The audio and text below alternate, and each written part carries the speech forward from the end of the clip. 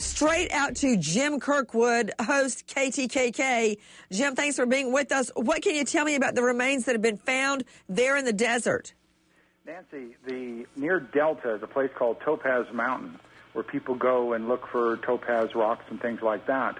And Josh and Susan used to go camping in that area. It's only 25 to 30 miles from Simpson Springs, where Josh claims he took those two boys 2 years ago this coming December, back in December of '09, took them camping on a sub-zero night.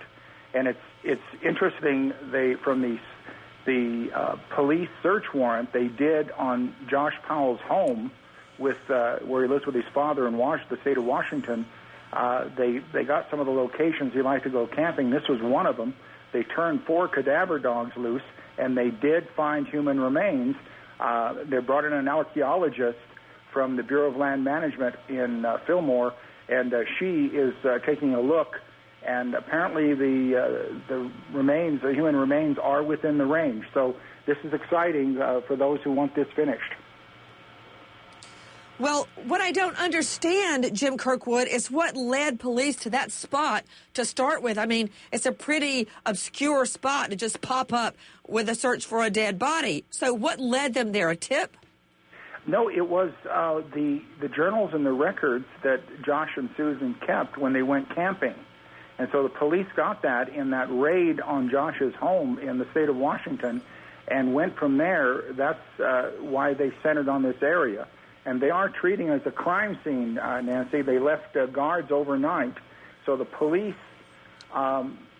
we don't know for sure what's going on there yet, but the police are very interested in this site.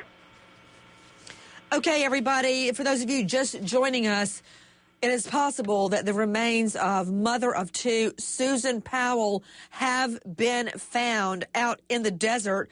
We are waiting to get some type of a positive confirmation as to whether this remains are her. I want to go to Heather Walsh-Haney, forensic anthropologist, joining us out of Florida. Heather, how will they be able to tell? Well, what they're going to do is look at the context of the soils and any personal effects or artifacts that may be around the skeleton.